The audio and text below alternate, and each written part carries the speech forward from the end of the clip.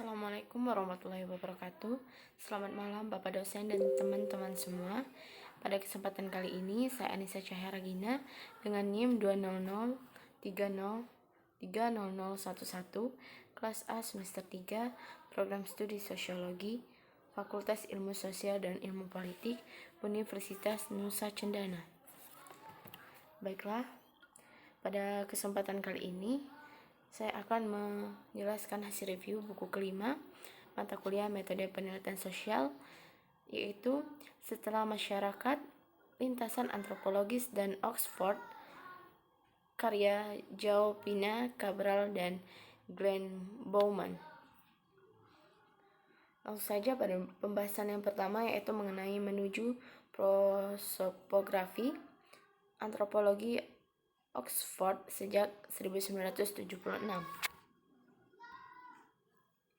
Nah, yang pertama yaitu mengenai pandangan dari kantor pengawas. Nah, dalam pembahasan kali ini terdapat sebuah dokumen yang mana dokumen ini diedit dan memberikan gambaran, tetapi terdapat tumpang tindih yang berbeda dari waktu ke waktu, di mana pada Maret 1977, para pengawas mengawasi manajemen universitas dan memastikan bahwa patung-patung itu ditegakkan. Nah, di balik itu semua ternyata terdapat ketidakcocokan temperamen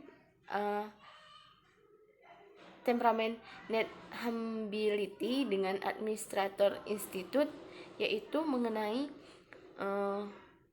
satu fokus untuk pelanggaran Needham yang tidak melihat mengapa administrator harus mendapatkan cara dengan menampilkan emosi.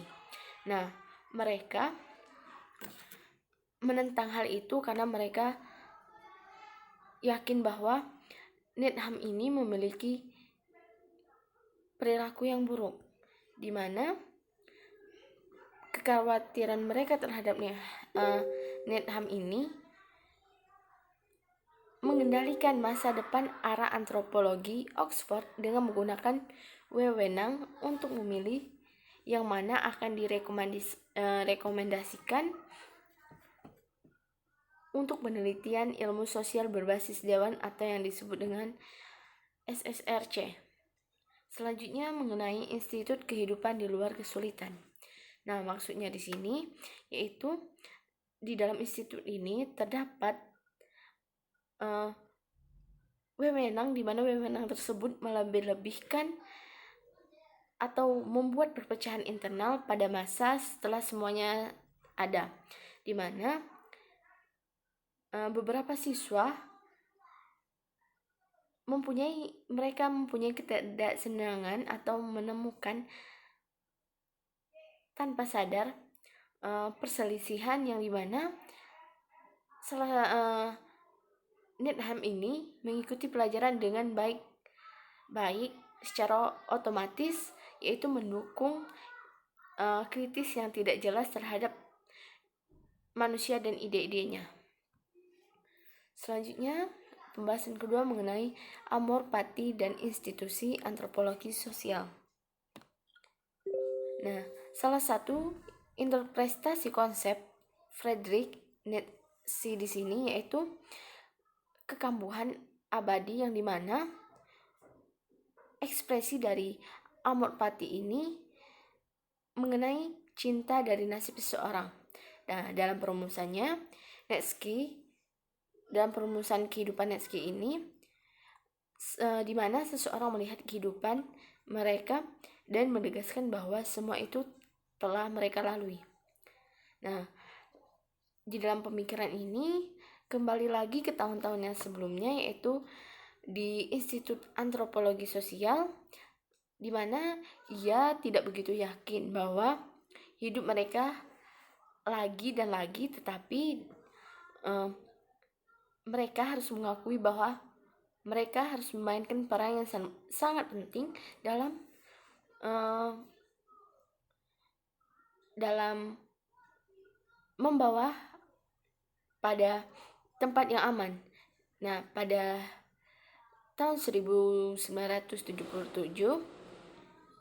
ia memutuskan bahwa ia akan mendapatkan pelatihan yang tepat di antropologi sosial dan di mana dia memanfaatkan kesempatan untuk menghabiskan waktu di Inggris. Selanjutnya, pada pembahasan yang ketiga yaitu mengenai antropologis yang beruntung menjadi antropologis Jepang di Oxford. Nah, masuknya di sini yaitu dalam hal ini terdapat gairah kejujuran yang dimana pada saat seseorang memutuskan untuk mengubah suatu karirnya, nah disitulah lembaga pendidikan dalam hal institut seperti Institut Antropologi Sosial di mana wahyu orang pertama atau menyajikan beberapa resiko. Nah, dalam autobiografi antropolog mungkin baik dilihat sebagai contohnya dari pengakuan sebuah paparan dari kekurangan manusia seperti kasus dalam buku Malinowski pada tahun 1989. Dengan demikian, hal ini mengungkapkan bahwa adanya kehilangan kendali di mana situasi kacau banyak ditemukan pada tahun tersebut. Selanjutnya bab yang keempat itu mengenai hilang dan ditemukan di Oxford. Nah, maksudnya di sini dapat kita lihat bahwa terdapat di sini terdapat ketidaksesuaian akademis yang dimana mereka mencoba untuk melakukan atau merujuk pada beberapa masalah yang awalnya diangkat oleh penyelenggara dalam panggilan untuk makalah mengenai kesulitan keuangan dari lainnya, di mana